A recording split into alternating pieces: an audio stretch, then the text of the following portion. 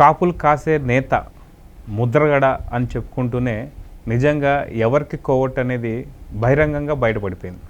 అయితే లేఖాస్త్రాలు సంబంధించి మా ఇంటికి రాలేదు కాబట్టి నేను పార్టీ మారుతున్నా అనే దాంట్లోనే ఎంత హాస్యాస్పదం ఉందో అందరూ అర్థం చేసుకున్నారు.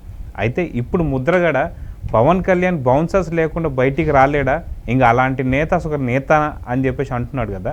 అసలుకి ఆయన జాయిన్ అయినటువంటి పార్టీకి సంబంధించినటువంటి పరిస్థితులు ఎట్లా ఉన్నాయి ఏంటో మనతో పాటు సీనియర్ జర్నలిస్ట్ సత్యమూర్తి గారు ఉన్నారు, వారిని అడిగి తెలుసుకున్నాం. సార్ నమస్తే. నమస్కారం అండి. సార్, మొన్నటిదాకా ఒకటే వర్క్ ఇచ్చేవాళ్ళు, ఎవరైతే కాపులు ఉన్నారో పవన్ కళ్యాణ్ తిట్టాలి. కానీ ఇప్పుడు ఆ నోర్లన్నీ కొంత మూగబోయాయి. ఎందుకంటే వాళ్ళకి అర్థమైపోయింది వాళ్ళు ఇంక మళ్ళీ నెక్స్ట్ వచ్చేటట్లు లేరు అనే కాన్సెప్ట్ ఏమో తెలియదు, కానీ ఆ నోర్లు మూగబడ్డాయి. ఇప్పుడు ఓన్లీ ముద్రగడ కొత్త కాబట్టి ఏమో మరి ఇప్పుడు ఓన్లీ పవన్ కళ్యాణ్ మీదే బౌన్సర్ లేకుండా బయటికి రాలేరా అంటారు. ఈ వ్యాఖ్యను ఎలా చూడాలంటారు? బౌన్సర్ లేకుండా బయటికి రావాలంటే ఆయన ముద్రగడ పద్మనాభం కాదు కదా, పవన్ కళ్యాణ్. పవన్ కళ్యాణ్ అంటే ఒక ఫ్యాన్ బేస్ ఎక్కువ ఉంటుంది. అవును. ఆ ఫ్యాన్స్ కూడా మామూలుగా ఉండరు, వాళ్ళంతా యూత్, చాలా ఇది ఉంటారు, చాలా యాక్టివ్గా ఉండే యూత్ ఉంటుంది. ముద్రగడ పద్మనాభం అంటే ముద్రగడ పద్మనాభంకి చుట్టూతో 10 మంది కూడా ఉండరు. ముద్రగడ పద్మనాభం వైఎస్ఆర్ కాంగ్రెస్ పార్టీలో చేరుతున్నట్టు ప్రకటించి అసలు పెద్ద భారీ ఎత్తున ర్యాలీ చేద్దామని ప్లాన్ చేశాడు. చాలా పెద్ద ఎత్తున ర్యాలీగా వెళ్ళి జగన్మోహన్ రెడ్డి దగ్గరికి వెళ్ళి శభాష్ అనిపించుకుందామని ఏదో ప్లాన్ చేశాడు పెద్దగా. పట్టుమని 10 మంది కూడా వచ్చే పరిస్థితి కనపడలా. దాంతో ఒక స్టేట్మెంట్ ఇచ్చాడు, లేదు ఇంతమందితోటి వెళ్ళటం అంటే ఇంత చాలా కష్టసాధ్యమవుతుంది, చాలామందికి ఎంతోమందికి ఇబ్బంది కలుగుతుంది, అందుచేత ఆ కారణం వల్ల ర్యాలీ తీయటం లేదండి, అందరూ ఏమీ అనుకోవద్దండి, నేను ఒక్కడనే వెళ్ళి చేరతానండి, మీరేమో అనుకోవద్దండి అంటూ ఏదో చెప్పాడు, కవరప్ ఇచ్చుకున్నాడు. ఇప్పుడు పవన్ కళ్యాణ్ నేను ఒక్కడనే వెళ్తానంటే ఫ్యాన్స్ ఊరుకోరు కదా, జనసేన పార్టీ కార్యకర్తలు ఊరుకోరు. అదేం సార్ మీరు ఒక్కళ్ళే వెళ్ళడం ఏంటి, మీతోటి కొన్ని లక్షల మంది మేము ఉంటాము. అవును, మనం చూసాం కదా. మనం ఇప్పుడు చంద్రబాబు నాయుడు కోర్టులో ప్రొడ్యూస్ చేస్తున్నప్పుడు ఈయన ఏదో పార్టీ కార్యక్రమం, పార్టీ ఆఫీస్ ఇనాగరేషన్ దానికి అక్కడికి వెళ్తే ఈయన రోడ్డు మీద పడుకుంటే జగ్గేపేటలో కొన్ని లక్షల మంది వచ్చేసారు, రోడ్డు మీదకి వచ్చేసారు. నిమిషాల వ్యవధిలో వచ్చేస్తే పోలీసులకు భయం పుట్టి, సార్ ఎక్కడికి పోతారో చెప్పండి, అక్కడ దించుతామన్నారు. నేను మా పార్టీ ఆఫీస్కి వెళ్తానంటే అప్పుడు తీసుకెళ్లారు. కనీసం ఆ రోజు శాటిలైట్ ఛానల్స్ కూడా పవన్ కళ్యాణ్ అరెస్ట్ అని చెప్పేసి అంత ధైర్యం కూడా లేకపోయింది. చేస్తే రాష్ట్రం మొత్తం ఒక అతలాకుతలం అయిపోతుంది. అంటే అటువంటి పవన్ కళ్యాణ్ తోటి, పవన్ కళ్యాణ్ని ఇప్పటివరకు ఎవరెవరు తిట్టారు, బాగా తిట్టిన వ్యక్తి అంబటి రాంబాబు. అసలు ఏదో వెటకారంగా మాట్లాడుతూ అసలు పవన్ కళ్యాణ్ వ్యక్తిత్వాన్ని కించపరిచే విధంగా మాట్లాడిన వ్యక్తి పేర్ని నాని. అవును. వీళ్ళిద్దరూ కూడా అసలు పవన్ కళ్యాణ్ అంటే ఒంటికాల మీద లేచారు.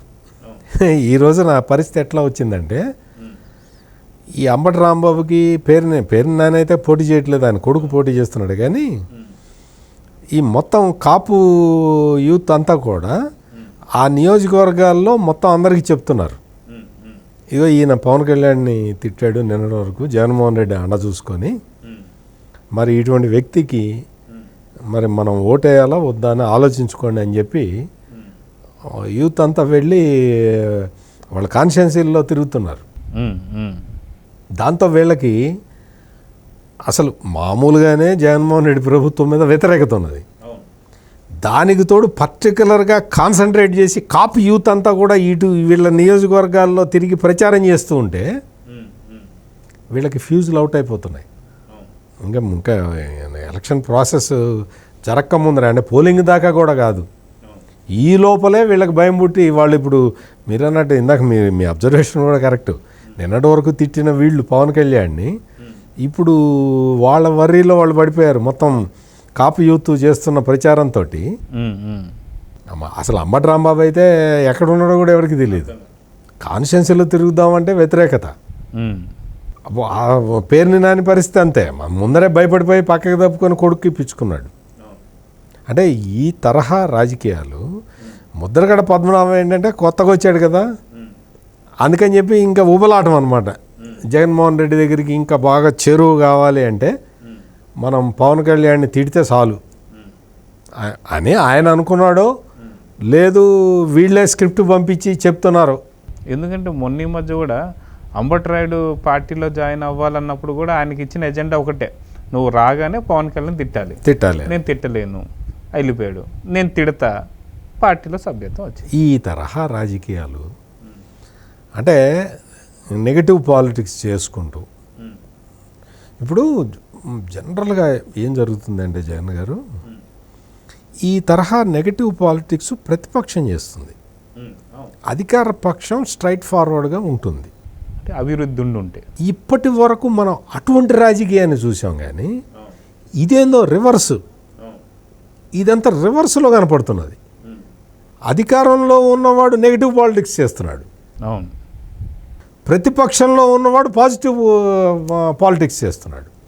ఇది చాలా కొత్త స్ట్రాటజీ లాగా కనపడుతున్నది. అంటే స్ట్రాటజీ కాదు, ఉక్రోషం. ఏం చేయాలి? తెలుగుదేశం మీటింగులకి జనసేన మీటింగులకి అని జనం వస్తున్నారు.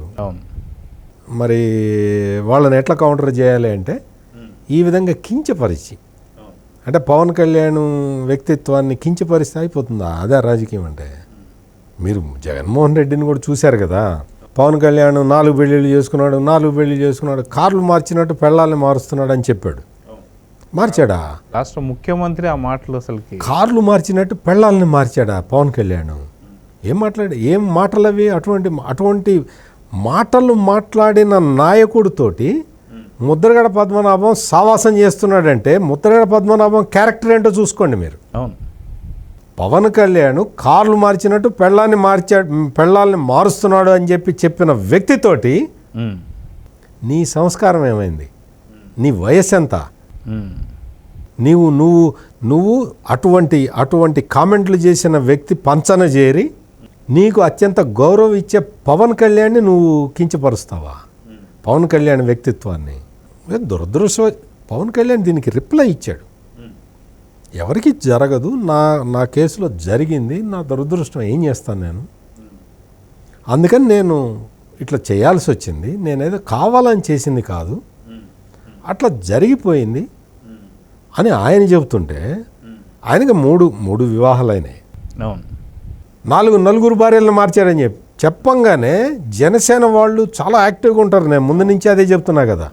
వాళ్ళు ఏం చేశారంటే మరి 4వ పెళ్ళం ఎవరు నువ్వా అని అడిగారు జగన్మోహన్ రెడ్డిని.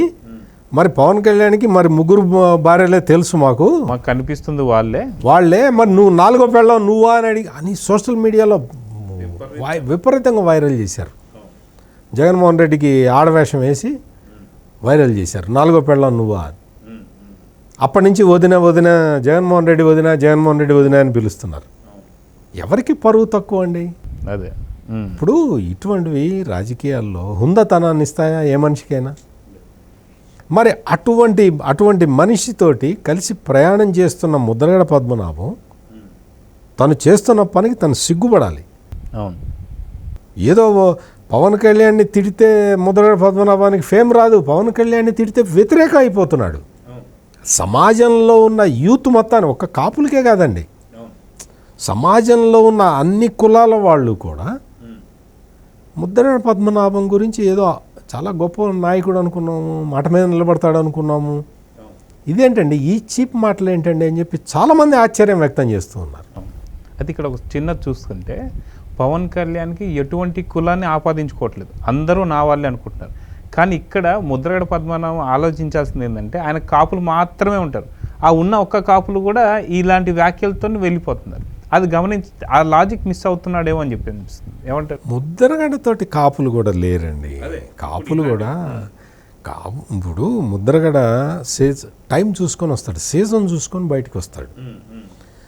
సీజన్ చూసుకొని బయటికి వస్తుండటతోటి చాలామంది ఏమనుకుంటారంటే ఆ కాజుకి వచ్చే వాళ్ళందరినీ కూడా ముద్రగడ పద్మనాభం బలం అనుకుంటారు, ముద్రగడ పద్మనాభం మనుషులు అనుకుంటారు.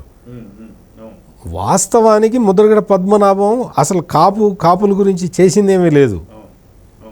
నేను కాపు జాతిని రక్షిస్తాను, కాపు జాతిని కాపాడుతానని ఏ కబుర్లు చెప్తుంటాడు. కాపు జాతికి అవమానం జరిగింది, ఇటువంటి మాటలన్నీ మాడతాడు. వాస్తవంగా ముద్రగడ పద్మనాభం కాపులకి చేసిందేమీ లేదు, చేయగలిగిందేమీ లేదు. కాపులకి రిజర్వేషన్ ఇచ్చిన చంద్రబాబుని వ్యతిరేకిస్తాడు, కాపులకి రిజర్వేషన్ ఇచ్చే సమస్య లేదని చెప్పిన జగన్మోహన్ రెడ్డిని ప్రేమిస్తాడు. మరి ఈ ముద్రగడ పద్మనాభాన్ని వెనకో ముందో పక్కనో కాపులు ఎందుకుంటారు? ఇది జరుగుతున్నది. ఇప్పుడు తాజాగా పవన్ కళ్యాణ్ని విమర్శిస్తే తను పెద్ద జగన్మోహన్ రెడ్డి దృష్టిలో ఒక పెద్ద నాయకుడిగా అవుతానని అనుకుంటున్నాడు. Is a spent force. అందుకని ముద్రగడ పద్మనాభం ఆయన చేసే వ్యాఖ్యలు, అందులోనూ పవన్ కళ్యాణ్ చేసే వ్యాఖ్యలు, ఇవన్నీ కూడా వీటి మీద మనం చర్చించటమే అనవసరం, వేస్ట్ కూడా. అయితే ఈ విషయంలో కొంతమంది జనసేన నాయకులు ఏమంటున్నారంటే పవన్ కళ్యాణ్ బౌన్సర్లు పెట్టుకొని తిరగడానికి కూడా కొంతమంది బ్లేడ్ బ్యాచ్లు తిరుగుతున్నాయి, అవి మీరు పంపిస్తున్నదే. కానీ జగన్ ఏమన్నా చాలా ఫ్రంట్గా వచ్చేసి ఒక్కళ్ళే వస్తున్నారా, పక్కన పరదాలు ఎందుకు, బుల్లెట్ ప్రూఫ్ వెహికల్స్ ఎందుకని అడుగుతున్నారు. దీని మీద ఏమంటారు? అంటే జగన్మోహన్ రెడ్డికి ఏంటంటే మొదటి నుంచి అంత ముందర అందరికీ పాదయాత్ర చేసినప్పుడు అందరికీ కావలించుకోవటం, ముద్దులు పెట్టుకోవటం అవన్నీ చేశాడు. ఆ తర్వాత అధికారంలోకి వచ్చేసిన తర్వాత తను చేస్తున్న పనులు ఎటువంటివో ఆయనకే తెలుసు. కాబట్టి నాకు ప్రజల దగ్గరికి వెళ్తే నాకు ఇబ్బందులు ఎదురవుతాయి అని ఆయన భావించి ఆయన పరదాలు కట్టుకొని తిరిగాడు. పరదాలు కట్టుకోవటం, హెలికాప్టర్లో పైన వెళ్తుంటే కింద చెట్లు నరికటం, ఇవన్నీ కూడా మామూలు మనుషులు చేసే పని కాదు. ఈ తరహా చేసి ప్రజలకి అంతా కంప్లీట్గా దూరం అయిపోయాడు. పవన్ కళ్యాణ్ ఏంటి అంటే బౌన్సర్లని పెట్టుకున్న ఆయన ప్రజలకి దూరం కావట్లా. మన ప్రచారం కూడా చూస్తున్నాం, ఆయన ప్రజలకి చాలా దగ్గరగా ఉంటున్నాడు. ఇవాళ రేపు ఎవరండి సొంత డబ్బులు తీసి కౌలు రైతులు ఆత్మహత్య చేసుకున్న కౌలు రైతు కుటుంబాలకి ఇచ్చేశాడు. సినిమాల్లో తీసుకున్న పారితోషికాన్ని కౌలు రైతులందరికీ పంచిపెట్టాడు. అటువంటి నాయకుడు ముద్రగడ పద్మనాభాన్ని పెట్టమనండి. ఆయనకి చాలా ఆస్తులు ఉన్నాయి కదా, అవును, ఒక్కడికి ఎవరికన్నా సహాయం చేయమనండి. పవన్ కళ్యాణ్ని రాజకీయంగా విమర్శించి జగన్మోహన్ రెడ్డి దృష్టిలో పడాలి అని చేసే ప్రయత్నాలు ఇప్పటికైనా ముద్రగడ పద్మనాభం మానుకుంటే ఆయనకే గౌరవం. సో చూద్దాం సార్, మొత్తానికి ముద్రగడ పద్మనాభానికి ఇచ్చిన జాబే అదనుకుంటా, దాని మీద ఆయన ఫుల్ కాన్సన్ట్రేట్ చేస్తున్నాడు. సో కాపులు మాత్రం ఒక నిర్దిష్టమైన దృష్టితో ఉన్నారు, మంచి ఓటుతో మంచి అభిప్రాయం ఇస్తారని చెప్పి కోరుకుందాం. నమస్తే. నమస్కారం అండి.